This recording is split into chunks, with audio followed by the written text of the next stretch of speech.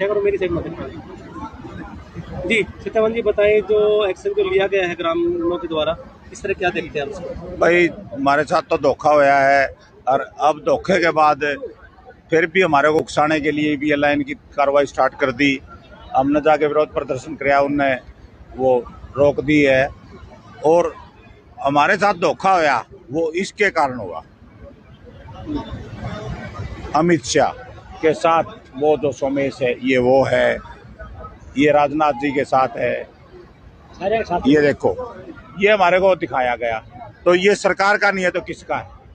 यहाँ आपके धरने पे भी जो नारे लगाए गए थे बीजेपी के और अमित शाह के जय जयकार के नारे लगाए थे, आप भी थे उसमें नारे लगाने देखो, हम भूखे थे, हम भूखे थे, और हमारे सामने एकदम रोटी की थाली आ गई।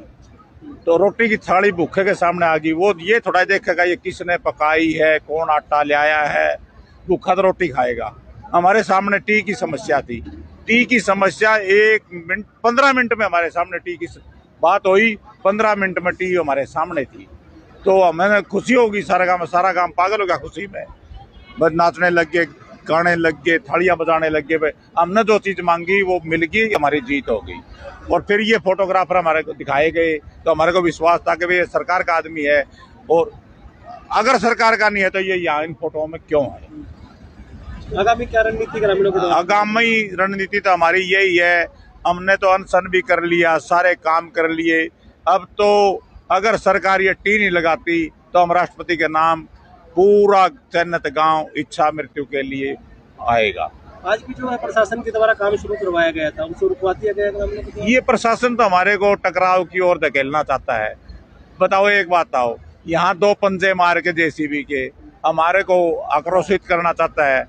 हम शांति प्रिय आदमी हैं, हम भी दिमाग से काम लेते हैं।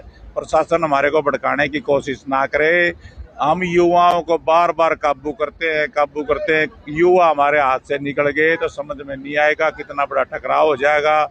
सरकार और प्रशासन से अपील है कि चैनत को दूसरा कंडेला ना बनाए। विधायक के खिलाफ भी किसी तरह का एक्शन लिया गया है? भाई विधायक के खिलाफ तो हमने अपने गांव में उसका बैन कर दिया है ना, और अब हम गवांडों से अपील करेंगे जाके वे हमारे साथ वो भी बैन करें।